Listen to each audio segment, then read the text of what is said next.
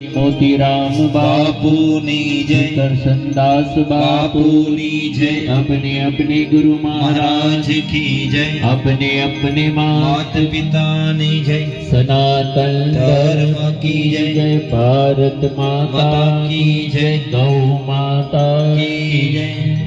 ओम नमः हर हर महादेव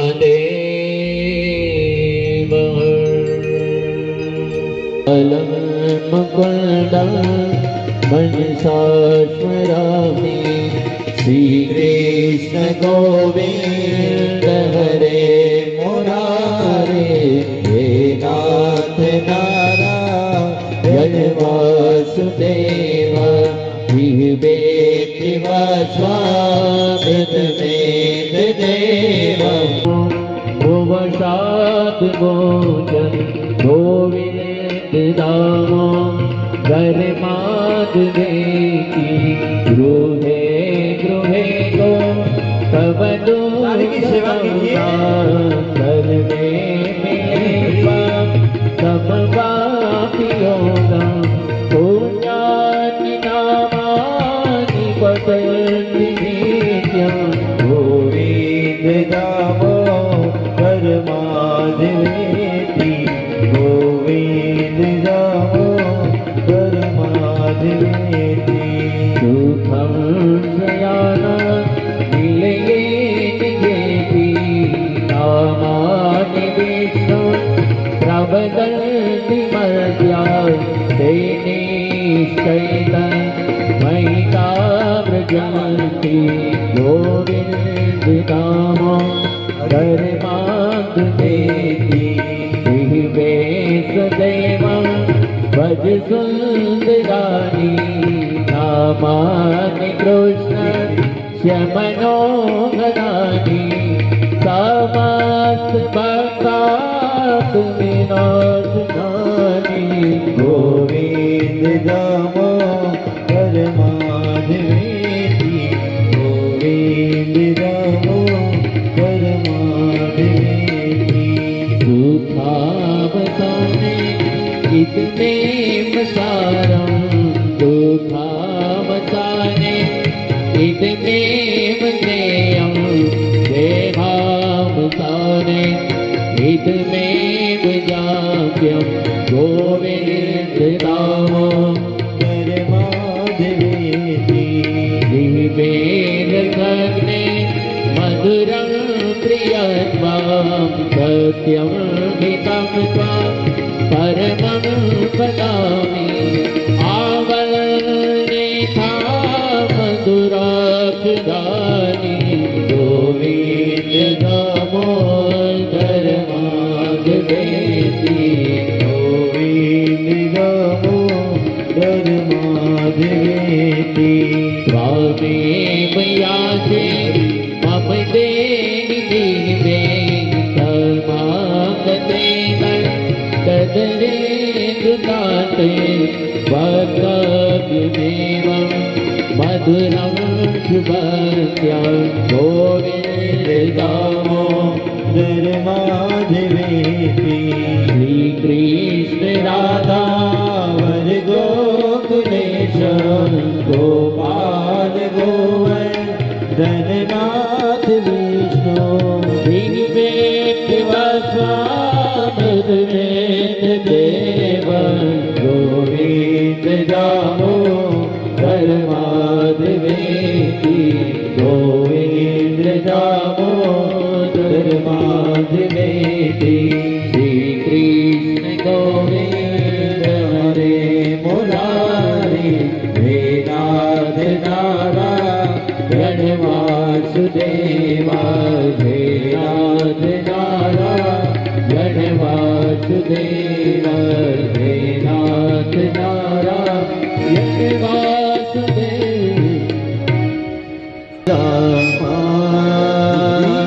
राम राम हरे हरे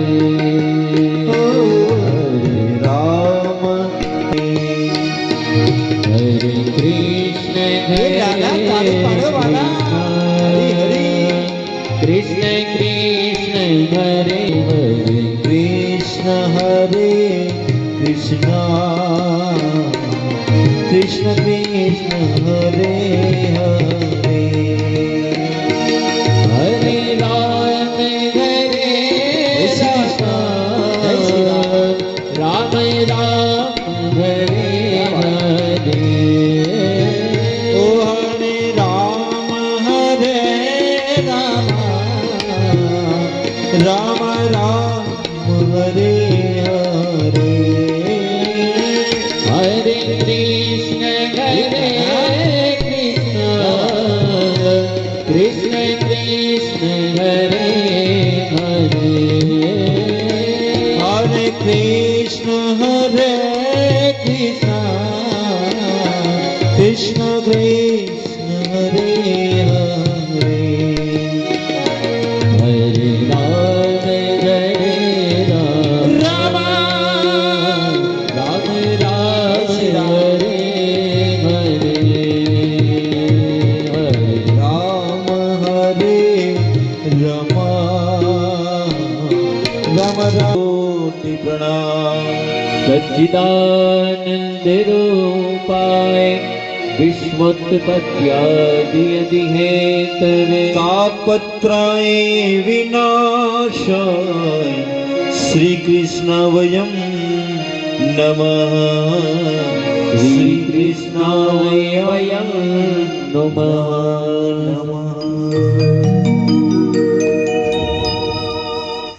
ઈશ્વર અકારણ કરુણા વરુણાલય ભક્ત વાંછિત કલ્પતરો ત્રડિત ધ્રુબિંદિત પીતાંબરધારી શ્રી બાલકૃષ્ણલાલની વાંગમય પ્રતિમૂર્તિ શ્રીમદ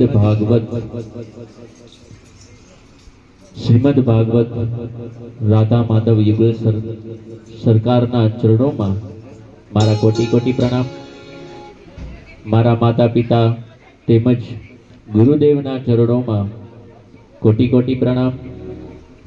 સાથે મારા સાથી મિત્રો તેમજ આપ સૌ પરીક્ષિત સ્વરૂપ શ્રોતાઓને વ્યાસપીઠ તરફથી રાજા કેરી જય શ્રી કૃષ્ણ, રાધે રાધે, ઓમ નમો નારાયણ.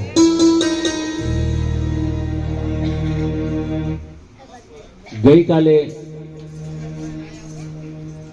ભગવાન જ્યારે દ્વારકા જવા માટે રથમાં બેસે અને લીલા કર્યા પછી તમે ફૈબા ફૈબા કરો એટલે હું એવું સમજુ કે આ મારા ભાઈનો દીકરો છે. પણ હકીકતે જેમ કોઈ નાટકની અંદર કોઈ અભિનેતા હોય અને એ નાટક પૂરું કરી અને પાછા જે અસલ સ્વરૂપમાં આવે એવી જ રીતે પ્રભુ હું તમને છું. અને એવા સમયે આજે ભીષ્મ પિતામાં આંખો બંધ છે, બસ બાણોની સયા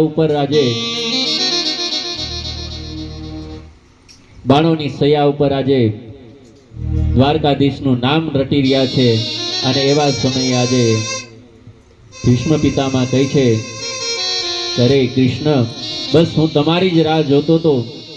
દ્વારકાધીશ કહે છે કે પિતામાં એ વાત તો સાચી, હું તમારી સામે પણ આવી ગયો છું, પણ આજે આ યુધિષ્ઠિર હજુ પણ ગાદી ઉપર બેસવાની ના પાડે છે. માટે તમે કંઈક એને સમજાવો કે એ ગાદી ઉપર બેસે અને આ શાસન ચલાવે. અને એવા સમયે આજે ભીષ્મ પિતામાં કહે છે કે અરે યુધિષ્ઠિર, ખરેખર તો અત્યાર સુધી ગાદી ઉપર બેસવાના ખરા અધિકારી તમે જ હતા, પણ હું રાજસત્તા અને વચન છે ખાતર હું તમારા પક્ષમાં રહી ન શક્યો, કારણ કે મેં દુર્યોધનનું અન્ન ખાધું હતું એટલે મારી મતિ પણ ભ્રષ્ટ થઈ ગઈ હતી અને એટલા માટે મારે દુર્યોધનનો પક્ષ લઈ અને લડવું પડ્યું. પણ ખરેખર તો તમે જ ખરા અધિકારી, ગાદી ઉપર બેસવાને અધિકારી હતા. હવે મને તમારા ચરણોમાં મને શાંતિ મળે એવી કૃપા કરો. પણ એ પહેલા મારી આ જે દીકરી છે એનો તમે હાથ સ્વીકારો. ત્યારે બધા ત્યાં જેટલા પાંચે પાંડવો, દ્રૌપદી બધા જ હતા, મોટા મોટા ઋષિઓ પણ ત્યાં હાજર હતા. બધા વિચારે કે ભીષ્મ પિતામહે તો લગ્ન જ નથી કર્યા, તો પછી દીકરી આવી ક્યાંથી? અને એવા સમયે દ્વારકાધીશ પણ ગૂઢ રહસ્યમાં ભીષ્મ પિતામહને કહે છે કે પિતામહ, તમને તો હું પસંદ છું, પણ તમારી દીકરીને હું પસંદ છું કે નહીં એ તો તમે કયો પેલા. અને એવા સમયે ભીષ્મ પિતામહ કહે છે કે દીકરી એટલે મારી મતી, અને આ મતી હું તમારા ચરણેમાં સમર્પિત કરું છું. એ સાથે મારી આજ્ઞા છું. અને એ વખતે ઉત્તરાયણનો સમય હતો અને દ્વારકાધીશને કહે છે કે હવે તમે મને તિલક કરી દો. અને એવા સમય જ્યારે દ્વારકાધીશ એના મસ્તક ઉપર તિલક કરે અને ભીષ્મ પિતામહના દેહમાંથી જ્યારે તેજ દ્વારકાધીશના ચરણોમાં સમર્પિત થઈ ગયું, આ બાજુ આજે પાંડવો બધા જ પિતામહ ગયા પછી આજે બધા રડે છે. અને એવા સમયે આજે દ્વારકાધીશ આશ્વાસન આપતા કહે છે કે જે હવે થવાનું હતું એ થઈ ગયું છે, પણ હવે તમે ચિંતા કરોમાં, કારણ કે હવે યુધિષ્ઠિરને કહે છે કે તમે ગાદી ઉપર બેસો અને હવે હું ઘણા સમયથી અહીંયા છું, માટે મારે દ્વારકા જવું છે. હવે એવા સમયે જ્યારે ભગવાને દ્વારકા જવાની ફરી વાત કરી અને એવા સમયે જ્યારે ફરી પાછા પ્રભુ રથમાં બેસવા જાય, એવા સમયે માં કુંતા, દ્રૌપદી, ઉત્તરા બધા જ ત્યાં જે હાજર હતા એ બધા મૂર્છિત થઈ ગયા. એક અર્જુન આજે ભગવાનને ગળે મળી કહે છે કે પ્રભુ મને તો તમારી સાથે લઈ જાઓ, મારે તમારી સાથે આવવું છે. અને એવા વખતે દ્વારકાધીશ કહે છે કે અરે અર્જુન, પાર્થ અત્યારે આ બધાને તારી જરૂર છે, માટે તું અહીંયા રહે અને હું ટૂંક સમયમાં પાછો આવીશ. અને એ વાત કહી અને દ્વારકાધીશ ત્યાંથી રથમાં બેસી દ્વારકા આવે. અને દ્વારકા જ્યારે આવે છે એવા વખતે દ્વારકા વાસીઓને ખબર પડી કે આજે કૃષ્ણ આવી રહ્યા છે. ને એવા સમયે આજે દ્વારકા નગરી શણગારી, ચોક પુરાવ્યા છે, આસો પાલવના તોરણ બાંધ્યા છે, ઘરે ઘરે આજે રંગોળીઓ પૂરી છે. અને એવા સમયે આજે બધા જ દ્વારકાધીશનું સ્વાગત કરવા લાગ્યા. જોકે પુરાવો આજે મેરે નામ રે આવેગે.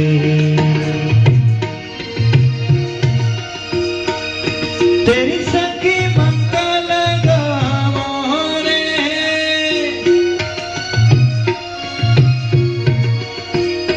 મોહે કાલા ટીકા લગાવો રે,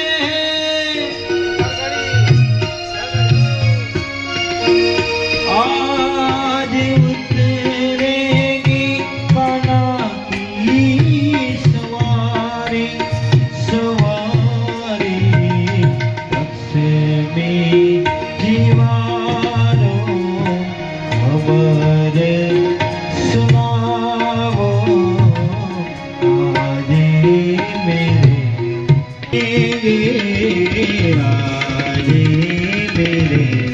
કાના ઘરે આવે. આજે બધાએ સ્ત્રીઓ તો પોતાની અટારીઓ ઉપર રહી અને દ્વારકાધીશના દર્શન કરે છે. અને આજે દ્વારકાધીશે જેનો જેવો ભાવ હતો, કોઈને સ્મિત આપે, કોઈને આંખ આપે, કોઈને ગળે વળગે છે, કોઈને પ્રણામ કરે છે વડીલોને, અને બધાને પોતપોતાનો જેવો ભાવ હતો એવો બધાને સ્નેહ આપતા આપતા આજે પોતાના જ્યાં માતા પિતા હતા એના મહેલમાં જઈ અને આજે માતા પિતાને જઈ અને પ્રણામ કરે છે. અને પ્રણામ કર્યા પછી આજે દ્વારકાધીશ દ્વારકા નગરીની અંદર રહે છે. આજે દ્વારકાધીશ પણ એ જ સૂચવે છે કે જે માતા પિતાને પ્રણામ કરે એના જીવનની અંદર યશ, કીર્તિ, બળ મળે, વિદ્યા મળે અને કીર્તિ, બળ, વિદ્યા અને આયુષ્યની પ્રાપ્તિ થાય. આજે દ્વારકાધીશ પણ એ જ કહે છે કે તમારા જીવનની અંદર તમારે જો સંસ્કાર તમારા બાળકોમાં એનું વાવેતર કરવું જ હોય તો તમારે જ પહેલા શરૂઆત કરવી પડે.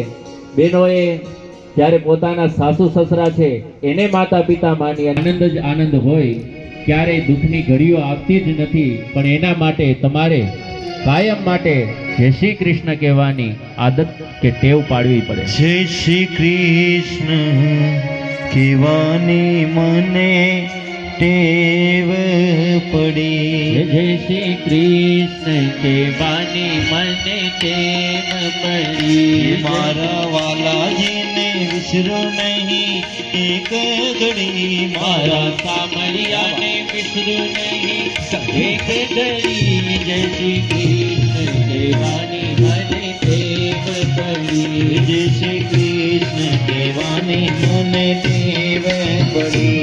પીળા પીતાંબરી, પીળા પીતાંબરી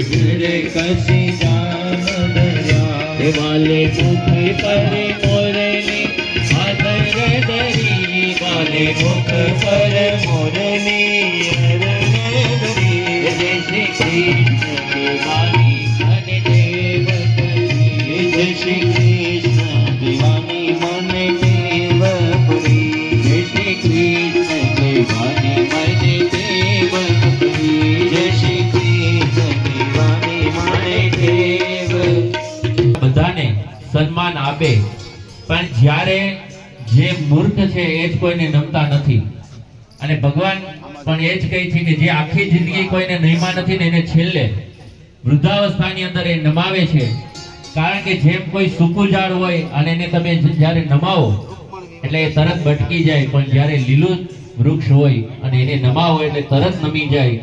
એવી રીતે જ્યારે તમારા બાળકોની અંદર તમારે સંસ્કાર, એમને સમાચાર મળ્યા કે જે ઉત્તરાના ગર્ભની અંદર જે બાળકની રક્ષા કરી હતી, આજે હસ્તિનાપુરની અંદર એ બાળકનો જન્મ થઈ ગયો છે. એટલે દ્વારકાધીશે પણ વિચાર્યું કે હવે આપણે ફરી પાછા લાડવા લઈને જવું જ પડે, ઝબલા લઈને જવું જ પડે. અને એવા સમયે આજે દ્વારકાધીશ ફરી પાછા હસ્તિનાપુર આવે છે. જ્યારે એ બાળક આજે ચારેક વાર જોવે છે કે જેને મારી ગર્ભમાં રક્ષા કરી એ તો કઈ દેખાતા જ નથી. અને જ્યારે દ્વારકાધીશ આવે એ બાળકને ખોળામાં લઈ અને એને રમાડે છે. અને એવા વખતે આજે દ્રૌપદીને બધા કહે છે કે તમે જેનું નામ પાડો, અને એનું નામ ત્યારે પરીક્ષિત પાડવામાં આવે. બોલો પરીક્ષિતજી મહારાજ કી જય. ત્યાર પછી આજે વિદ્વાન બ્રાહ્મણો દ્વારા આજે યુધિષ્ઠિર એ પરીક્ષિત મહારાજનો જ્યારે જન્માક્ષર જોવે છે કે તમે એના જન્માક્ષર કાઢો. એટલે જ્યારે એમના જન્માક્ષર જોવામાં આવે ત્યારે એ બ્રાહ્મણો કહે છે કે મહારાજ આ યશસ્વી બનશે, તેજસ્વી બનશે, એનો ચારેક વાર જય જયકાર થશે, પણ અંતે એક સંતનો જ્યારે અપરાધ થશે અને એને શ્રાપ મળશે અને અંતે એને તક્ષક નાગ જ્યારે કરશે, સર્પદંશ છે, અને એવા સમયે એમનું મૃત્યુ થશે. આ વાત જ્યારે આજે યુધિષ્ઠિર મહારાજ સાંભળે અને યુધિષ્ઠિર મહારાજની આંખોમાં આંસુ આવી ગયા કે આવો કયો અપરાધ કરશે કે એને આજે સર્પ કરવાનો એને શ્રાપ મળશે. અને એવા વખતે બ્રાહ્મણો કહે છે કે અરે મહારાજ ચિંતા કરો માં, તમે આટલી બધા દુઃખી થાવ માં. કારણ ભલે એને તક્ષક નાગ કરડશે પણ એને કોઈ સદગુરુ એવા મળશે કે જેને વૈકુંઠ ધામ લઈ જશે અને એને ખરી મુક્તિ પણ અપાવશે, એ ઈશ્વરની પ્રાપ્તિ પણ કરાવશે. એવા એને સદગુરુ પણ સમય એને મળી જશે. અને ત્યાર પછી આજે ફરી પાછા દ્વારકાધીશ દ્વારકા માટે આવે છે. અને એવા સમયે આજે યુધિષ્ઠિર મહારાજ અર્જુનને કહે છે કે અર્જુન તું આજે સાથે જા દ્વારકાધીશની. અને એવા સમયે આજે અર્જુન પણ દ્વારકાધીશને મૂકવા માટે દ્વારકા આવે. હવે આ બાજુ દ્વારકા જ્યારે આવે છે, અમુક થોડોક સમય વ્યતીત થયા પછી જ્યારે યદુવંશમાં અંદરો અંદર જ્યારે શાપ લાગ્યા પછી ઝઘડો થાય, બધા એક બીજા ઉપર વાર કરે અને બધાના પ્રાણ જાય ને બધા પોતપોતાના ધામમાં જાય. આ બધું જ દ્રશ્ય આજે અર્જુને પોતાની નજર સામે જોયું. અને એ જ અર્જુન આજે ઉદાસ છે. ભગવાન પણ સ્વધામ ભયા ગયા, પણ આ બાજુ આજે યુધિષ્ઠિર ભીમને કહે છે કે અરે ભીમ, મને એવું લાગે છે કે હવે કંઈક અનર્થ થવાનો હોય, કંઈક અપશુકન થવાના હોય એવું મને આજે દેખાઈ આવે છે. કારણ કે મારું ડાબુ અંગ ફરકે છે, મારી ડાબી આંખ ફરકે છે, અંદર કાળા કાળા ડાઘ દેખાય છે. એટલું જ નહીં, આજે આ કૂતરાઓ રડે છે, શિયાળો પણ રહ્યો. તો કેટલા સમય થઈ ગયો. આજે દ્વારકાની અંદર બધા કુશળ તો છે ને, મામા વાસુદેવ, મામી દેવકી, બલરામજી અને આપણા કૃષ્ણ તો કુશળ છે કે નહીં. આટલી વાત જ્યારે અર્જુને સાંભળી અને ચોધાર આંસુએ આજે રડવા લાગ્યા અને કહે છે કે અરે મોટા ભાઈ હોય એ જો વ્યક્તિ કોઈ કરે તો એના મુખ ઉપર આટલું તેજ ના હોય. એક તો કે જે કોઈ બ્રહ્મ હત્યા કરે, કોઈ ગૌ હત્યા કરે કે કોઈ પરાઈ સ્ત્રી સાથે સમાગમ કરે ત્યારે એના મુખ ઉપરનું તેજ ના હોય, તો આમાંનું એવું કયું કારણ છે? અને એવા સમયે જ અર્જુન કોઈ જ બચ્યું નથી. આટલું જ નહીં, જે આપણી રક્ષા કરનાર હતા કે જેને આપણે આ ગાદી પર બેસાડ્યા, એ આજે કૃષ્ણ પણ અત્યારે હયાત નથી, એ પણ પોતાના ધામમાં વયા ગયા. આટલી જ વાત જ્યારે આજે અર્જુન કરે છે અને યુધિષ્ઠિરની બાજુમાં માં કુંતા બેઠા હતા, જ્યારે એને સાંભળ્યું કે આજે દ્વારકાધીશ પણ પોતાના ધામમાં ગયા અને એ જ ક્ષણે માં કુંતીએ પોતાના પ્રાણ ત્યાં ને ત્યાં જ ત્યજી દીધા. અને એવા વખતે આજે યુધિષ્ઠિરને કહે છે કે હવે તો કૃષ્ણ જ નથી, તો પછી આપણે જીવીને શું કરશું? હવે આપણે પણ જીવવું નથી, માટે હવે એમ કરો, આપણે પરીક્ષિતને આ ગાદી પર બેસાડી અને આપણે પણ હવે આપણા ધામમાં જઈએ. અને એવા સમયે આજે પરીક્ષિતની ઉંમર તો બહુ જ નાની હતી, પણ એમના જ્યારે એના કારોબારી હતા એ બધાને એની જવાબદારી સોંપી આજે અર્જુન પરીક્ષિત મહારાજને રાજ તિલક કરી મસ્તક ઉપર હાથ મૂકી અને કહે છે કે પરીક્ષિત, ભલે તારો ચારેક વર જય જયકાર થાય, તું યશસ્વી થા તેજસ્વી, તું આ સમગ્ર સૃષ્ટિને જીતી લે, પણ એક વાતનું તું ધ્યાન રાખજે કે જેને આપણે આ ગાદી પર બેસાડ્યા છે ને એ કૃષ્ણના વંશનું તું ખાસ ધ્યાન રાખજે. અને આટલું કહી આજે ગાદી પર બેસાડી પાંચે પાંડવો, દ્રૌપદી સહિત બધા હિમાલય તરફ પોતાના શરીરને ગાળવા માટે જાય. જેમ જેમ આગળ જાતા જાય એમ બધા જ પોતાના પ્રાણ ત્યજતા જાય. આજે યુધિષ્ઠિર મહારાજ પણ પોતાના સહદેહે સ્વર્ગની અંદર જાય. અને એ પછી આજે પરીક્ષિત મહારાજ પણ જ્યાં જ્યાં જાય ત્યાં ચારેક વાર એને કૃષ્ણના જ ગુણગાન સાંભળવા માટે મળે. એટલે પરીક્ષિત મહારાજને પણ એવું હતું કે મારે આ કૃષ્ણની પણ એ જ કે જે મારા દાદા કહીને ગયા હતા કે એ જ કૃષ્ણના વંશનું તું ધ્યાન રાખજે, એ જ કૃષ્ણની મારે કથા જીવન ચરિત્ર સાંભળવું છે, પણ મને ક્યારે સાંભળવા મળે? અને એ વખતે પરીક્ષિત પણ સંકલ્પ કરી કહે છે કે મારા અંતિમ સમય આવે એ પેલું મળે. એ જ્યારે વિચારતા હોય અને એક વખત પરીક્ષિત મહારાજના ઐરાવતી નામની સ્ત્રી હોય એની સાથે લગ્ન થાય, એને ત્યાં 4 પુત્ર થાય, એમાં જન્મજય સૌથી મોટા દીકરા અને એને પછી આજે પરીક્ષિત મહારાજ એક દિવસ પોતાના જ રાજ્યની અંદર પરિભ્રમણ કરતા હતા. અને એવા વખતે નિર્જન જગ્યામાં એક રાજાનો વેશ ધારણ કરી અને એક કાળો પુરુષ, એના હાથમાં એક દંડ હતો અને એક બળદને મારી રહ્યો હોય, એના 3 પગ એને કાપી નાખ્યા. એમની બાજુમાં આજે એક દ્રશ્ય જોવે છે કે એક ગાય છે અને ગાય આજે રડી રહી છે.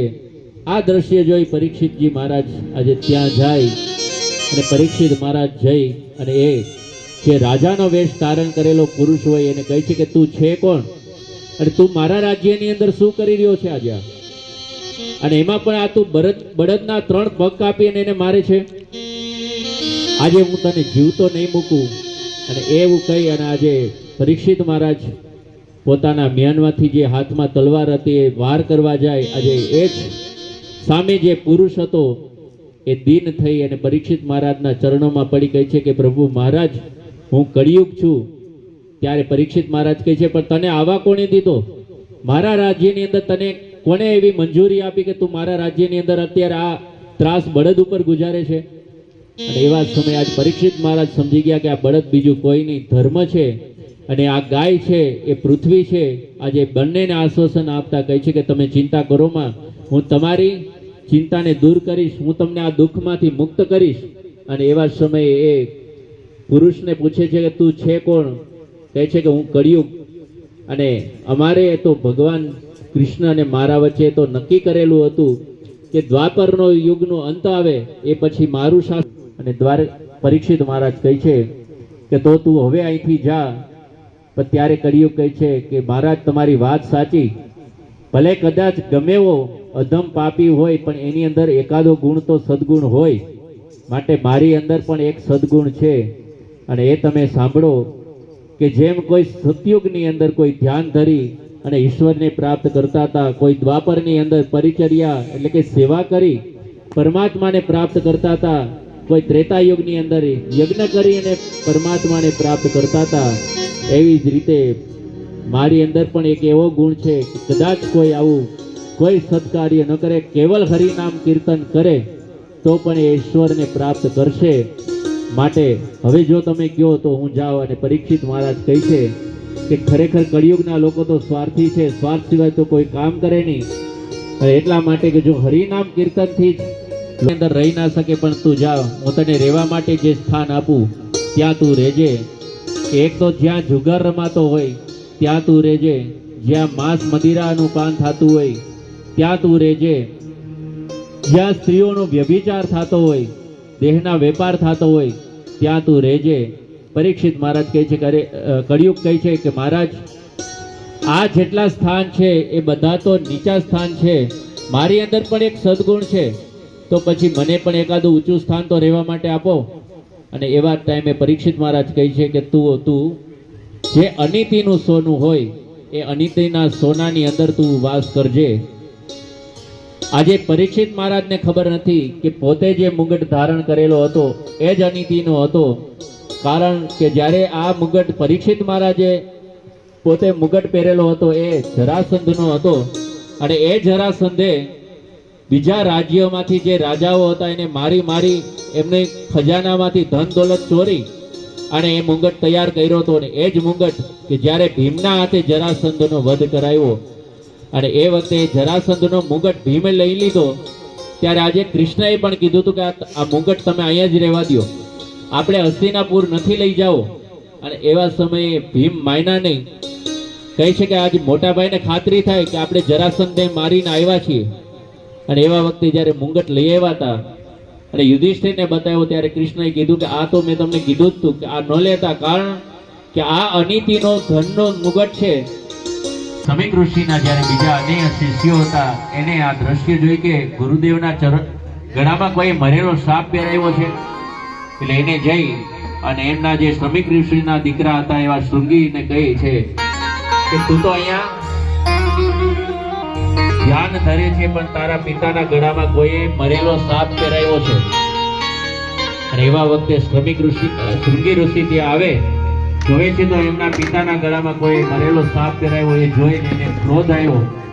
ક્રોધ આવતો હતો અને એવામાં જ એને હાથમાં જલ લઈ અને શું કરીને આવ્યો, મેં પણ આજે એક ઋષિનો અપરાધ કર્યો, હવે મારે શું કરવું જોઈએ, કેવી રીતે પ્રાયશ્ચિત થાય.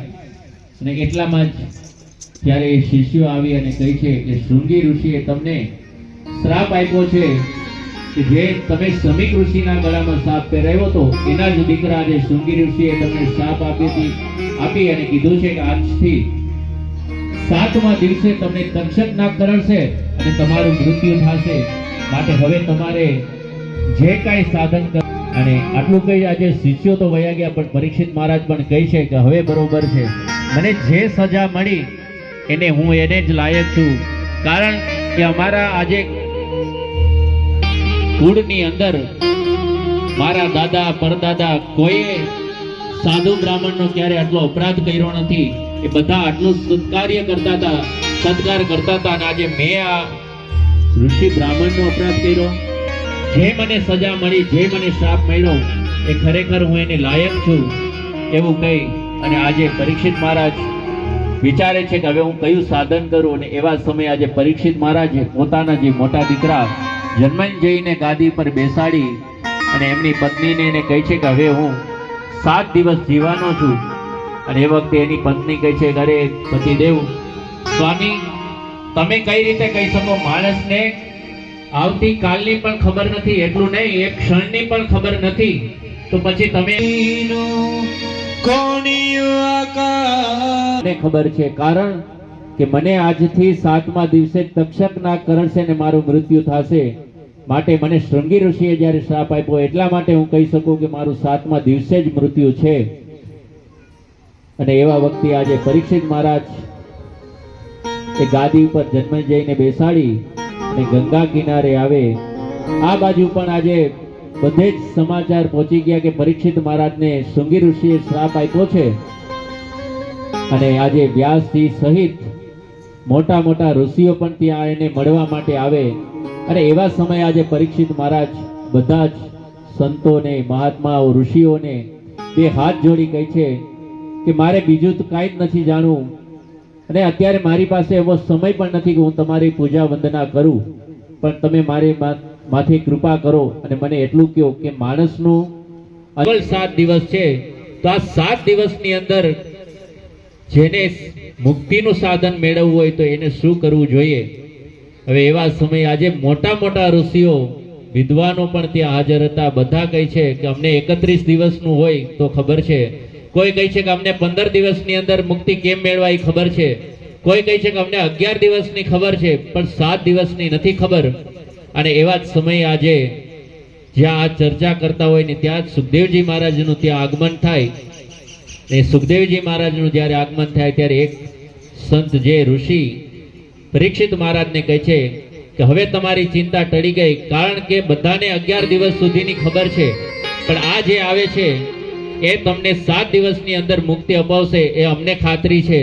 પણ તમે એક વાત ધ્યાન રાખજો, કારણ કે જાજો સમય બગાડતા નહીં. આ સુખદેવજી મહારાજને કોઈ પ્રશંસા કરે, કોઈ સમય બગાડે એ એને મંજૂર નથી, એને પસંદ નથી.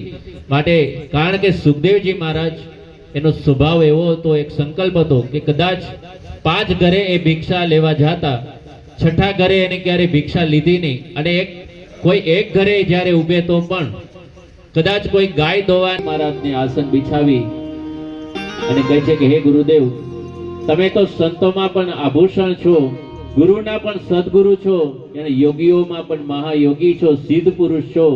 માટે પ્રભુ, મારી પાસે ગુરુવાર અત્યારે તમારી પૂજા વંદના સ્તુતિ કરવાનો તો એટલો સમય નથી, પણ મને તમે કૃપા કરી એ કહો કે માનવના કલ્યાણ માટેનું સાધન કયું સરળ છે, અને જેને પાસે કેવલ 7 દિવસ હોય તો એ વ્યક્તિ કઈ રીતે મુક્તિ મેળવી શકે.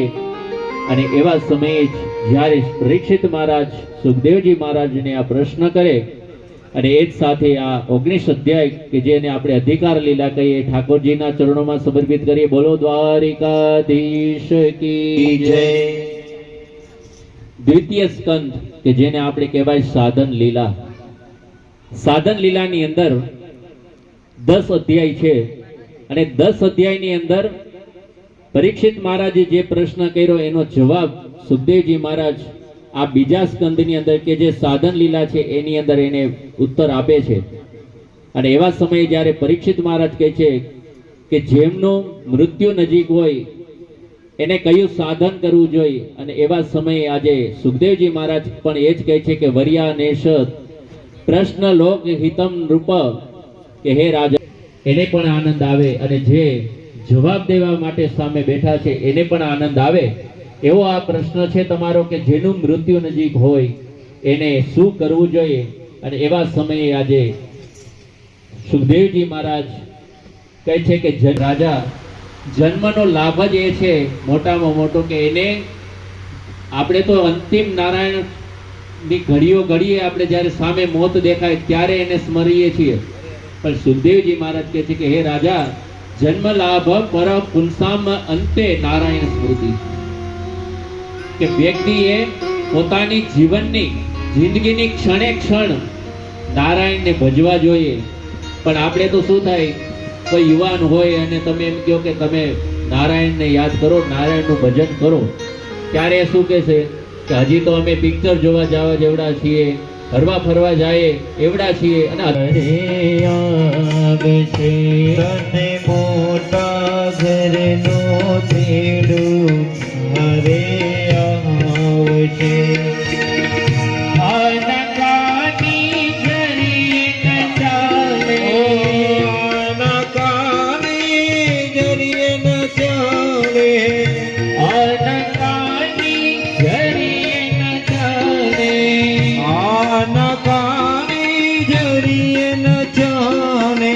જ્યારે બોલાવશે અને મોટા ઘરનો છેડો જ્યારે આવશે, અને મોટા આપણે સંદેશો દેવા અંતિમ સમયની રાહ જોતા હોય કે હું કહી દઈશ, પણ ના ના, એવું નથી. તમને તમારી મનપ્રિય વસ્તુ પણ ઉપર લઈ જવા નહીં મળે. ઘણાને એવું હોય કે ઓસીકું હોય તો જ નીંદર આવે, બિસ્તર હોય એમાં જ નીંદર આવે. બિસ્તર તો તને નહીં લેવા દે, બિસ્તર તો તને નહીં લેવા દે, સંદેશો પણ નહીં કહેવા દે, બિસ્તર તો તને નહીં લેવા દે, બિસ્તર તો તને નહીં લેવા દે,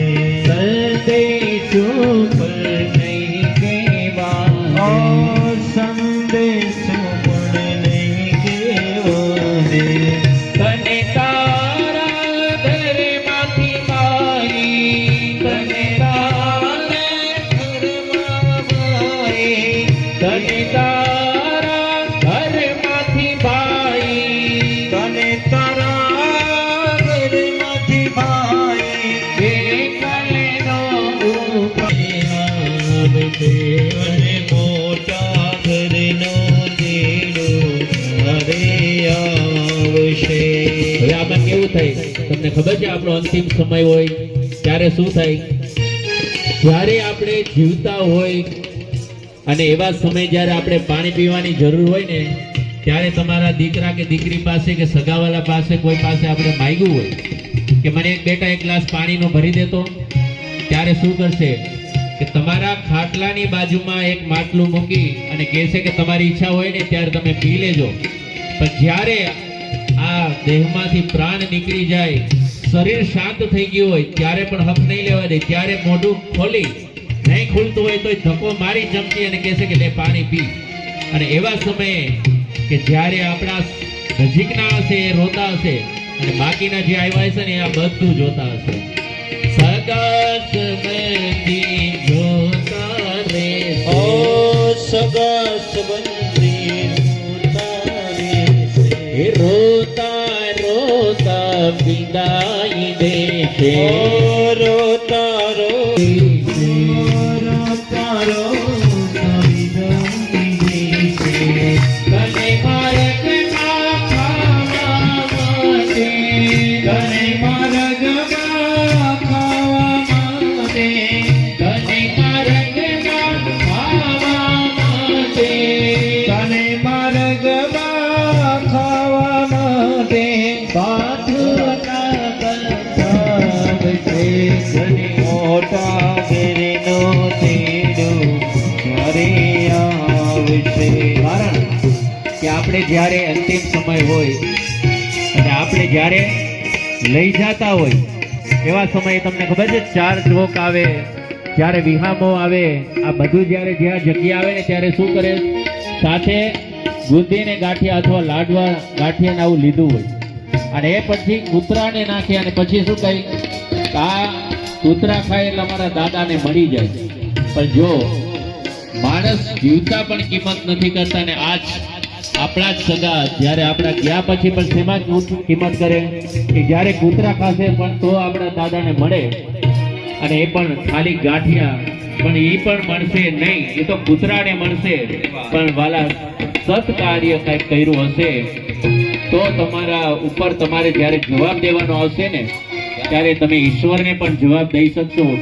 કારણ કે ઈશ્વર પણ તમને કહેશે કે મેં તને આ મૃત્યુ લોકો પર મોકલો તો તારું કર્મ પૂરું કરવા, તો એ તો તું કે તું સત્કાર્ય કયું કરીને આવ્યો? તે કોઈ દુઃખી માણસના આંસુ લૂછ્યા છે? તે ક્યાંય ધર્મશાળા બંધાવી છે? ક્યાંય તે દેવાલય બંધાવ્યા છે? કે તે પાણીના પરબ પણ બંધાવ્યા છે કે નહીં? અને જ્યારે તમારી પાસે કંઈ જ નહીં હોય તો તમે જવાબ શું આપશો? જીવતર તારું તેરે જાશે. જીવતર તારું એડે જાશે. જીવતર તારું તેરે જાશે. જીવતર તારું એડે જાશે. આવ્યો એવો જગતી જાશે. આયો એવો જગતી જાશે. ઈશ્વર તુજને પૂછશે ત્યારે, ઈશ્વર તુજને પૂછશે ત્યારે, ઈશ્વર તુજને પૂછશે ત્યારે, ઈશ્વર તુજને પૂછશે ત્યારે, જવાબ ક્યાંથી આવશે? તને મોટા ઘરનો તેરો જ્યારે આવશે. તને મોટા ઘરનો તેડો ઘરે આવશે. તને મોટા ઘરનો તેડો જ્યારે આવશે. તને મોટા ઘરનો તેડો ત્યારે આવશે. પણ ખરેખર આ અંતિમ કડી શું કહી છે કે જ્યારે તમે કોઈ સત્કાર્ય નહીં કર્યું થયો નહીં તો જન્મ જન્મ ભટકામ છે. તને મોટા ઘરનો તેડું જ્યારે આવશે. તને મોટા ઘરનો તેડું જ્યારે તને મોટા ઘરનો તેડું જ્યારે આવશે. માટે આજે સુખદેવજી મહારાજ પણ એ જ કહે છે કે રાજન જન્મ લાભ પર પુરુષામતે અંતે નારાયણ સ્મૃતિ, કે જેને મૃત્યુ નજીક છે એને જિંદગીની છેલ્લી અંતિમ ઘડી 1 રૂપિયા ગિરધરભાઈ દેવશીભાઈ મેર તરફથી, 501 રૂપિયા ભોળારામ મુરદાસભાઈ ગોંડલિયા તરફથી, 501 રૂપિયા રમેશભાઈ મુરદાસભાઈ ગોંડલિયા તરફથી, 501 રૂપિયા રઘુરામ મુરદાસભાઈ ગોંડલિયા તરફથી, 501 રૂપિયા, 501 રૂપિયા ઘોઘાભાઈ ખોડાભાઈ ચુડાસમા તરફથી, 501 રૂપિયા અશ્વિનભાઈ નારાયણભાઈ રજકાણી તરફથી, 501 રૂપિયા ગનુબેન મુંગટરામ દાણીધારિયા તરફથી અહીંયા અર્પણ કરી રહ્યા છે. 501 રૂપિયા કંચનબેન દેવીદાસ દુધરેજિયા તરફથી અહીંયા અર્પણ કરી રહ્યા છે. 1101 રૂપિયા મગનભાઈ રાજગોર તરફથી અહીંયા અર્પણ કરી રહ્યા છે. 501 રૂપિયા ભીખાભાઈ સેંધાભાઈ મેવાડા તરફથી અહીંયા સુંદર મજાની દાનની શરવાણી ચાલી રહી છે. 101 રૂપિયા મેળનભાઈ રતાભાઈ મકવાણા તરફથી,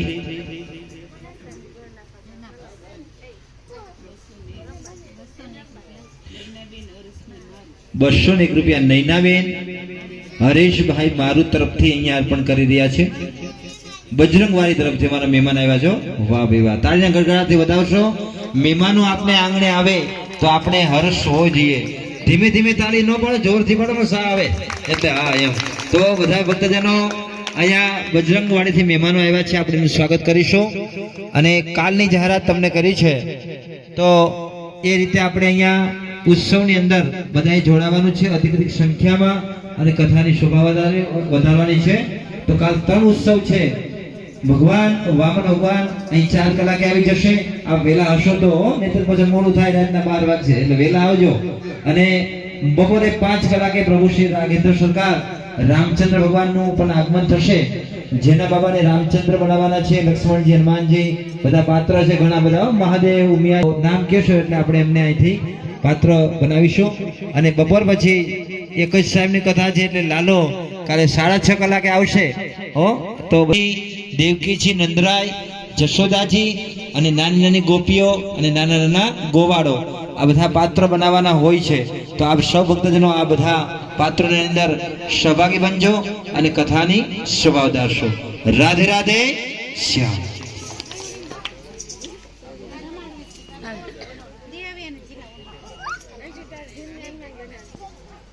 આનંદભાઈ હાલો હાલો સરોજબા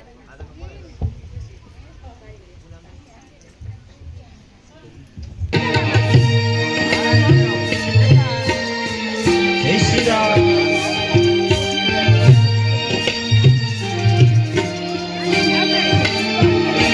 હરે રામ હરે રામ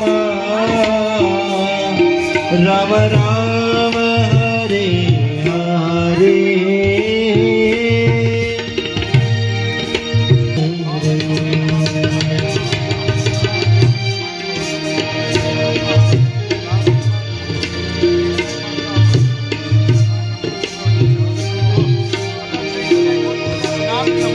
Oh, Hare Krishna,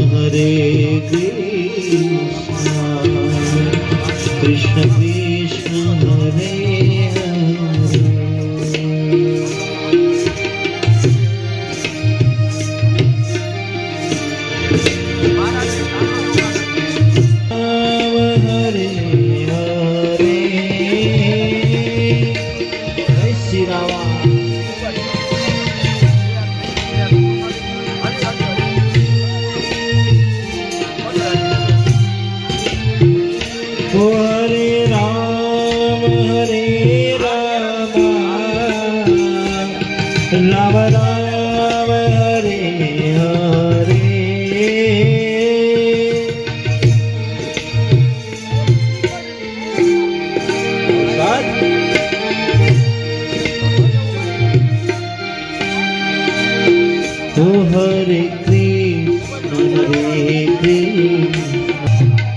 હરે કૃષ્ણ કૃષ્ણ કૃષ્ણ હરે હરે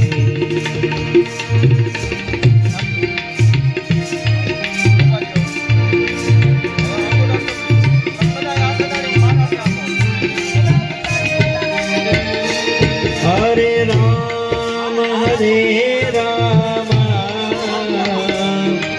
रघु रामचंद्र भगवान की जय द्वारिकाधीश की बालाजी हनुमान जी महाराज की जय। ओम नमः पार्वती पते हर हर महादेव हर जय श्री राम सीता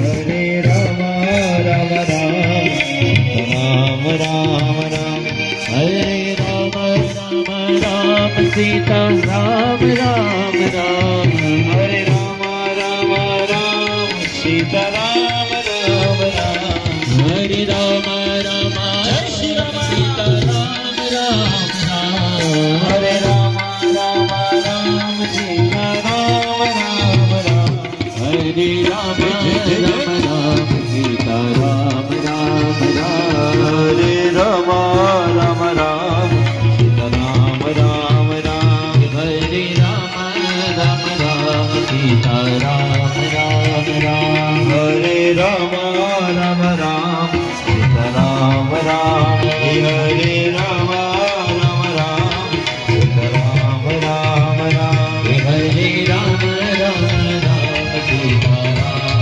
राम राम। અને એવા સમયે આજે ધૃતરાષ્ટ્રને વિદુરજી કહે છે કે કદાચ એવો કોઈ કપૂત હોય અને એકાદો જો આપણા કુટુંબને હાનિ પહોંચાડનાર કદાચ આપણો જ નિકટનો કોઈ વ્યક્તિ હોય તો પણ એને આપણાથી દૂર કરવો જોઈએ. માટે આ દુર્યોધનની મતિ ભ્રષ્ટ થઈ ગઈ છે, માટે તમે આમાંથી અહીંથી એને દૂર કરો તમારાથી, નકર આગળ જતા અનર્થ થશે. અને એવા સમય આજે પરિસભાની અંદર ધૃતરાષ્ટ્ર દુર્યોધનને કહે છે કે આ વિદુરજી એમ કહે છે કે હવે એના પાંડવો એનો હક આપી દો. અને દુર્યોધન કહે છે કે આ દાસી પુત્રને કોને આમાં દખલગીરી કરવાનું કીધું? એટલે ન બોલવાના આજે વેણ બોલે છે, અને એ જ વેણ આજે વિદુરજીને લાગી આવે. પણ વિદુરજીની અંદર પણ ધર્મ ભરેલું હતું. શું કામ? કે ધર્મ રાજા હતા. આ તો એક ઋષિ, બ્રાહ્મણ ઋષિના શ્રાપથી આજે દાસી પુત્ર બન્યા હતા. અને ત્યારે પરીક્ષિત મહારાજ કહે છે કે એ દાસી પુત્ર ધર્મ રાજા હતા ને છતાંય દાસી પુત્ર બન્યા, એ કઈ રીતે? અને એ વખતે સુખદેવજી મહારાજ કહે છે કે એક માંડલ્ય ઋષિ નામના જે બ્રાહ્મણ, એ ખૂબ જ તપસ્વી, પણ એક વખત થયું એવું કે કેટલાક ચોર એક રાજાનો ખજાનો તોડી ચોરી કરી અને માંડલ્ય ઋષિના આશ્રમમાં જઈ અને જે ચોરી કરેલો ખજાનો હતો એ ત્યાં છુપાવી દઈ. ચોર પણ છુપાઈ જાય. આ બાજુ એનો પીછો કરતા કરતા રાજાના સિપાહીઓ ત્યાં આવે. માંડલ્ય ઋષિને પૂછે છે કે અહીંથી કોઈને તમે જાતા જોયા? માંડલ્ય ઋષિ કઈ જવાબ નથી દેતા. શોધખોળ કરે સિપાહીઓ, એટલે એમને ખજાનો પણ મળે અને ચોર પણ મળે. એવા સમયે ચોરને ખજાનાને લઈ બધા આવતા હતા, ત્યારે એના સેનાપતિએ કીધું કે આમાં માંડલ્ય ઋષિનો પણ હાથ છે. અને એવા સમયે માંડલ્ય ઋષિને પણ સાથે લઈ આવી રાજાની સમક્ષ એને હાજર કરી કહે છે કે આમાં આ ઋષિનો પણ હાથ છે ચોરી કરવામાં. અને એવા વખતે આજે રાજા એને દંડ કરતા કહે છે કે એને પણ સૂડીએ ચડાવી દો. પણ આ તો તપસ્વી મહાઋષિ હતા, મહાયોગી હતા. જ્યારે એને સૂડી પર ચડાવવામાં આવ્યા, એ માંડલ્ય ઋષિના શરીરની અંદર બેસી ગયો અને એ પછી એમનું નામ અણી માંડલ્ય નામ પડ્યું. અને આ જ ઋષિને ત્યાંથી એ રાજા ક્ષમા માગે છે અને માન સન્માન સાથે એને ફરી પાછા આશ્રમમાં મૂકી જાય. આ પછી માંડલ્ય ઋષિ જ્યાં સદેહે ધર્મરાજાના ધર્મસભાની અંદર પ્રવેશ કરી શકે એવી ઘોર તપસ્યા કરી અને એને અધિકાર પ્રાપ્ત કર્યો. અને અધિકાર પ્રાપ્ત કર્યા પછી આજે ધર્મસભાની અંદર પોતે સદેહે ગયા અને પરિસભામાં ધર્મરાજને એને પ્રશ્ન કરી કીધો કે મારી તો આમાં કોઈ ભૂલ નથી, હું તો નિરંતર ત્રિકાળ સંધ્યા કરું, ઈશ્વર ભજન કરું, પણ છતાંય મને સૂર્ય ચડાવવાનો આવો કયો દંડ, એવો કયો મારો અપરાધ હતો, તમે એ મને બતાવો. ત્યારે ધર્મરાજ કહે છે કે તમે બાળપણની અંદર, બચપણમાં તમે એક પતંગિયાને કાંટો લઈ એના શરીરની અંદર તમે ભોકેલો, એટલા માટે તમને આ સૂર્ય ચડવાની સજા આપવામાં આવી. અને એ વખતે માંડલ્ય ઋષિ ક્રોધમાં આવીને કહે છે કે 1 થી 12 વર્ષની અંદર જે કદાચ કોઈ બાળક અપરાધ કરે તો એને ધર્મનું જ્ઞાન ન હોય, તો હું તો 5 કે 7 વર્ષની ઉંમરમાં મેં આ અપરાધ કર્યો, માટે મને ધર્મનું જ્ઞાન ન હોય, અને 12 વર્ષથી ઉપર કોઈ કરે તો કદાચ અપરાધી કહેવાય. માટે તમે આ નિર્ણય દેવામાં ખરા નથી ઉતરા, માટે જાઓ, હું તમને શ્રાપ આપું કે આજથી અને આ જ ક્ષણેથી તમે આજથી 100 વર્ષ સુધી શુદ્ર જાતિમાં રહ્યો. અને એ પછી એ જ ધર્મરાજ આજે દાસી પુત્ર થયા અને વિદુરના નામે એ ત્યાં હસ્તિનાપુરમાં દુર્યોધનને ત્યાં મહામંત્રી તરીકે હતા. અને દુર્યોધને પણ ન કહેવાના શબ્દો કહી એનું અપમાન કર્યું, એટલે મંત્રી પદ ત્યજી અને ઘરે આવી પોતાની પત્ની સુલભા રાણી સાથે પોતે ઈશ્વર ભજન કરે. પણ આ બાજુ દ્વારકાધીશ પણ દુર્યોધનને સમજાવવા માટે આવ્યા કે દુર્યોધન હવે માની જા, પાંડવોને એનો હક આપી દે. પણ દુર્યોધન કહે છે કે હું યુદ્ધ સિવાય તો એક સોયની અણી પણ જેટલો ભાગ નહીં આપું. ત્યારે દ્વારકાધીશ કહે છે કે અરે તું બીજું કાંઈ ન આપતો કાંઈ નહીં, એને 5 ગામડા આપી દે. પણ દુર્યોધન માનતો નથી. ત્યારે દ્વારકાધીશે પણ નિશ્ચય સાથે કીધું કે હવે આનો ઉપાય એક જ છે કે જે યુદ્ધથી જ પાંડવોને એમનો હક આપી શકાય. અને ત્યારે દ્વારકાધીશ ઊભા થાય છે, દુર્યોધન સમજતો નથી. એટલે અંતે દ્વારકાધીશ જ્યારે આવવા માટે તૈયાર થાય ત્યારે દુર્યોધન કહે છે કે પ્રભુ તમારા માટે આજે અમે 56 ભોગ બનાવ્યા છે, તો તમે પ્રસાદ લઈને જાઓ. ત્યારે દ્વારકાધીશ હસતા હસતા કહે છે કે દુર્યોધન જમવા માટેના પણ 2 કારણો હોય, એક તો જમાડવા વાળાને ભાવ હોય અને બીજું કે ભૂખ હોય ત્યારે જમવું જોઈએ. અને આમ પણ મારે તો પહેલેથી વિદુર કાકાને ત્યાંથી આમંત્રણ આવેલું છે, માટે હું તો વિદુર કાકાથી બતાવી શકું. અને એવા વખતે વિદુરજી એમને પહેલો પ્રશ્ન કરતા કહે છે કે સુખ અને દુઃખ કઈ રીતે પ્રાપ્ત થાય. અને એવા સમયે વિદુર મૈત્રી ઋષિ કહે છે કે સુખ ને દુઃખ તો વ્યક્તિના કર્મને આધીન છે. જે કોઈ વ્યક્તિ કદાચ સત્કર્મ કરે એને સુખની પ્રાપ્તિ થાય, જે કદાચ કોઈ કુકર્મ કરે છે એને દુઃખની પ્રાપ્તિ થાય. માટે સુખ અને હું અવતાર ધારણ કરીશ ત્યારે હિરણાક્ષને મારવા માટે ભગવાને સૌ પ્રથમ પહેલો અવતાર વરાહ નારાયણનો લીધો, હિરણ્યકશ્યપને મારવા માટે બીજો અવતાર નરસિંહ અવતાર લીધો, ત્યાર પછી રાવણ અને કુંભકર્ણને મારવા માટે રામ અવતાર ત્રીજો લીધો, અને ચોથો કે જ્યારે શિશુપાલ અને દંતવક્રને મારવા માટે સ્વયં કૃષ્ણએ કૃષ્ણ અવતાર લીધો. ત્યારે નારાયણ કહે છે કે હું આવી રીતે 4 અવતાર લઈશ અને કરો. અને ત્યારે રાજા મનુ અને રાણી શત્રુપાએ સૃષ્ટિની રચના કરી. રાજા મને રાણી સતરૂપા, રાજા મન રાની સતરૂપા, રાજા મને રાણી સતરૂપા, રાજા મન રાની સતરૂપા, ઇન સોબઈ નર સૃષ્ટિ અનુપા, ઇન સોહઈ નર સૃષ્ટિ રૂપા, ઇન સોબઈ નર સૃષ્ટિ અનુપા, ઇન સોહઈ નર સૃષ્ટિ રૂપા, રાજા મને રાની સતરૂપા, રાજા મને રાની સતરૂપા, રાની સતરૂપા. ત્યારે સુખદેવજી મહારાજ કહે છે કે રાજા મનુ અને શત્રુપા દ્વારા જ્યારે સૃષ્ટિની રચના થઈ એવા વખતે એમને ત્યાં સૌ પ્રથમ 3 દીકરીઓ અને 2 પુત્ર થયા, કે જે 3 દીકરીઓમાં દેહુતિ, આકુતિ અને પ્રસૂતિ, 2 પુત્ર ઉત્તાન ઉત્તાનપાદ અને પ્રિયવ્રત આ એમના બે પુત્ર સમય થોડોક વ્યતીત થયા પછી આજે બ્રહ્માજીના છાયામાંથી જે ઉત્પન્ન થયેલા હતા એ કદમ ઋષિ, અને કરદમ ઋષિને જ્યારે આજે બ્રહ્માજી કહે છે કે હવે તમે લગ્ન કરવાને લાયક યુવાન થઈ ગયા છો, માટે તમે લગ્ન કરો, ત્યારે કરદમ ઋષિ કહે છે કે મારે તો તપસ્યા કરવી છે, અને એમાં પણ જો હું લગ્ન કરું, સ્વયં નારાયણ જેવો દીકરો મારે ત્યાં થાય તો હું લગ્ન કરું. ત્યારે બ્રહ્માજી કહે છે કે તો તમારે નારાયણની તપસ્યા કરવી પડે. આજે 10,000 વર્ષ સુધી કરદમ ઋષિએ નારાયણની તપસ્યા કરી, નારાયણને પ્રસન્ન કર્યા, અને આજે નારાયણ એમની સામે ચતુર્ભુજ ધારણ કરી અને એમની સામે સમક્ષ પ્રગટ થયા. ત્યારે કહે છે કે તમે માગો. કરદમ ઋષિ કહે છે કે પ્રભુ, બીજું તો મારે કાંઈ માગવું જ નથી, મેં જેના માટે તપસ્યા કરી છે બસ એ મને આપો. ત્યારે નારાયણ કહે છે કે તમે માગો, અને કરદમ ઋષિ કહે છે કે તો મને સારી સ્ત્રી આપો, પણ એક એવી કે જે મારી જેમ ભક્તિ કરતી હોય, તમારા ચરણોમાં એની પ્રીતિ હોય, અને એવી સુશીલ સ્ત્રી મને આપો, એમની સાથે મારે લગ્ન કરવા છે.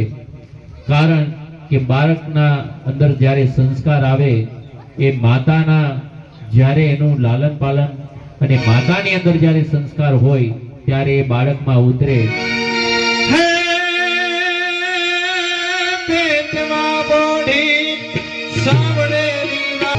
માતાજીને મૂકને દીધી, ઉડીને ઊંઘને દીધી, માતાજીને મૂકને દીધી, ઉડીને ઊંઘને દીધી.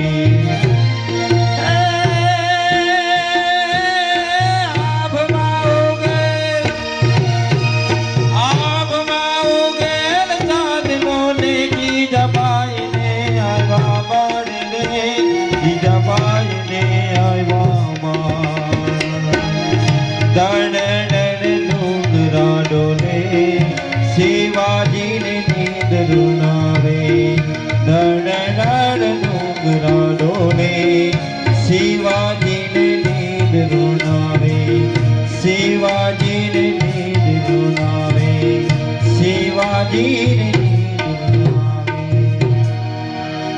કાની અંદર કંઈક સારા ગર્ભવતી હોય અને ત્યારે જ્યારે કંઈક સારું વાંચ્યું હોય, ક્યારેક સારું કંઈક અંદર જીવનમાં ઉતાર્યું હોય ત્યારે એના બાળકમાં આવે. પણ હવે આપણે તો એવું હોય કે રસ્તા ઉપર પાણી પૂરીવાળાની રેકડીએ ઊભા હોય અને એ પણ ચટપટી ખાતા હોય તો એને ત્યાં બાળક કઈ શિવાજી જેવા તો નો જ થાય. પણ આજે કરદમ ઋષિ એવું કહે છે કે પ્રભુ, મને સારી સ્ત્રી આપો કે જે તમારા ચરણોમાં પ્રીતિ રાખે અને મારી જેમ જ તમારામાં એ ભક્તિ નિષ્ઠાવાન હોય એવી મારે સ્ત્રી જોઈએ. ત્યારે નારાયણ કહે છે કે તથાસ્તુ, અને કહે છે કે તમે આવું જ જો માંગ્યું છે તો હું તમને એક સામેથી વરદાન આપું છું કે હું તમારે ત્યાં, હું જ સ્વયં તમારે ત્યાં પુત્ર થઈને આવીશ. અને આજથી ત્રીજા દિવસે મનુ અને શત્રુપા તેમની મોટી દીકરી દેવહૂતિને લઈને આવશે અને એનો તમે હાથ અપનાવજો. અને એવા વખતે ભગવાન ત્યાંથી અદ્રશ્ય થઈ ગયા. ત્રીજા જ દિવસે આજે મનુ અને શત્રુપા દેવહૂતિ માતાને લઈને આવે અને કહે છે કે તમે અમારી આ દીકરીનો હાથ સ્વીકારો. ત્યારે કરદમ ઋષિ કહે છે કે હું હાથ તો સ્વીકારું, પણ મારી પણ એક જ શરત છે કે મારે ત્યાં એક સંતાન રૂપી જ્યારે દીકરો એક થશે ત્યાર પછી હું સંસાર નહીં ભોગવું, હું ત્યાર પછી તપસ્યા કરવા માટે વહી જઈશ. માટે તમારી દીકરીને જો પૂછી જુઓ કે જો આ વાત મંજૂર હોય તો હું લગ્ન કરવા તૈયાર છું. ત્યારે દેવહૂતિ માતા કહે છે કે મને મંજૂર છે, કારણ કે આવા ભજનાનંદી જો પતિ મળ્યા હોય તો એમાં કાંઈ જ ખોટું નથી. અને એવા વખતે મનુ અને શત્રુપા કરદમ ઋષિ અને દેવહૂતિ માતાના લગ્ન કરાવે. લગ્ન કરાવ્યા પછી આજે હરેક માં ને બાપ એમની દીકરીને દહેજ આપે, અનેક ગણો કર્યાવર આપે. એવી રીતે આજે મનુ ને શત્રુપાએ પણ ઘણું દેવહૂતિ માતાને આપ્યું. અને એમાં પણ સૌથી શ્રેષ્ઠ કે જે અત્યારના સમયે પણ મા બાપે જે પોતાની દીકરીઓને પણ આપવું જોઈએ. હું એમ નથી કહેતો કે તમે દીકરીને કરિયાવરમાં ગાડી બંગલા આ બધું ન આપતા, પણ જે મનુ અને શત્રુપાએ જે આપ્યું ને એ જ તમારી દીકરીને પણ આપજો. કારણ કે અત્યારે જે પોતાના પિયરમાંથી આવ્યા પછી એ માતા પિતા સમાન જ્યારે સાસુ સસરાને નથી સ્વીકારતા ને, ત્યારે જ આજે ઘરે ઘરે કલહ છે. કારણ કે અત્યારે થાય છે શું કે દીકરીને સાસરે વડાવ્યા પછી માં અંતિમ સલાહ એવી આપે કે બેટા ચિંતા કરતી નહીં, કદાચ જમાઈ જો કાંઈ આડાવડો થાય ને તો એક મિસ કોલ મારજે. આવા સંસ્કાર નહીં, પણ એને સારા સંસ્કાર આપજો કે પતિના પગલે રહેજે, કે જ્યારે પતિની સેવા કરીશ, કારણ કે પતિ એ જ પરમેશ્વર છે. જ્યારે સાચી સલાહ આપશો કે સાસરિયામાં જઈ કુળને દીપાવજો, કારણ કે દીકરી ત્રણ કુળને તારે. એટલા માટે આજે મનોને શત્રુપા પણ દેહુતી માતાને દહેજની અંદર કરિયાવરમાં સૌથી શ્રેષ્ઠ સંસ્કાર આપે છે. ને સંસ્કાર આપ્યા પછી લગ્ન સંપન્ન થયા. આજે બંને પતિ પત્ની પોતાની કુટિયામાં હતા ને એવા સમયે દેહુતી માતા અને કદમ ઋષિ કહે છે કે દેવી, હવે મારો ભજન કરવાનો સમય થઈ ગયો છે, તો હું થોડી વાર માટે ભજન કરી લઉં. અને એવા સમયે દેહુતી માતા કહે છે કે હવે તો ભજનાનંદી પતિ મળ્યા છે, તો પછી હવે ભજનની જો હું ના પાડું તો એ ખોટી વાત કહેવાય. એટલે દેહુતી માતાને તો એમ હતું કે અડધી કલાક કે કલાક ભજન હાલશે. આજે કદમ ઋષિને હા પાડ્યા પછી કદમ ઋષિ તો ધ્યાનમાં બેસી ગયા. 1 દિવસ 2 દિવસ, મહિના 2 મહિના, વર્ષ 2 વર્ષ, કેમ કરતા કરતા આજે 40 વર્ષ સુધી સમાધિ લાગી. 40 વર્ષ સુધી આજે દેહુતી માતાએ કરદમ ઋષિની સેવા કરી. ઘરમાં તો બીજું કઈ ખાવા હતું નહીં, જંગલની અંદર જે ફળ ફૂલ હોય એ ખાય. એ પછી જેમ ઋતુ બદલાય એટલે જ્યારે સૂકા પાન હોય તો એ સૂકા પાન ખાય. એમ કરતા કરતા આજે દેહુતી માતાની પણ વૃદ્ધાવસ્થા આવી ગઈ. ત્યાં સુધી એને એમના પતિની સેવા કરી. પણ અત્યારે હોય તો અત્યારે 1 દિવસ રાહ જોવે, 2 દિવસ જોવે, વધીને મહિનો, બીજે મહિને તો કહી દે તું નહીં તારો ભાઈ બીજો. પણ દેહુતી માતાએ એવું નહોતું કર્યું. આજે 40 વર્ષ સુધી કરદમ ઋષિની સેવા કરી અને 40 વર્ષ પૂરા થયા, સમાધિ તૂટી. કરદમ ઋષિ પણ સામે પૂછે છે કે દેવી તમે કોણ? ત્યારે દેહુતી માતા કહે છે કે અરે સ્વામી, હું તમારી પત્ની. કરદમ ઋષિ કહે છે કે મેં લગ્ન જ નથી કર્યા. તો પછી પત્ની આવી ક્યાંથી? અરે દેહુતી માં કહે છે કે બીજા કોઈ હોત તો તમને ક્યારની મૂકીને વહી ગઈ હોત.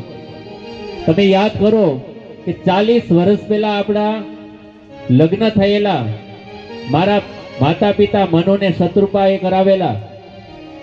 કરદમ ઋષિ કહે છે કે તો દેવી મારે ધ્યાનમાં જોવું પડે. દેહુતી માતા કે ના ના હો, ધ્યાનમાં નહીં, એમનામ જોવો. કારણ કે હવે 40 વર્ષ તમે કાઢ્યા, હવે કેટલા વર્ષ કાઢો કઈ નક્કી જ નહીં, એમનામ જોવો. અને ત્યારે કરદમ ઋષિએ જોયું, દિવ્ય દ્રષ્ટિથી જોયું. કહે છે કે દેવી હા, તમારે ને મારા લગ્ન થયેલા છે. અને ત્યારે કરદમ ઋષિ કહે છે કે દેવી મારી 40 વર્ષ સુધી તમે સેવા કરી, હું પ્રસન્ન છું. પણ હવે સંસાર ભોગવી શકે એવી તો આપણી પરિસ્થિતિ નથી, કે આપણે 2 વૃદ્ધ થઈ ગયા છીએ. પણ તમે ચિંતા કરો માં, સામે જે સરોવર છે એ સરોવરમાં તમે સ્નાન કરી આવો. સ્નાન કરીને તમે આવો. અને એવા સમયે દેહુતી માતા સ્નાન કરવા જાય, જ્યાં ડૂબકી લગાવી બહાર આવે. જ્યારે કોઈ 16 વર્ષની કન્યા હોય એવા યુવાન બની ગયા.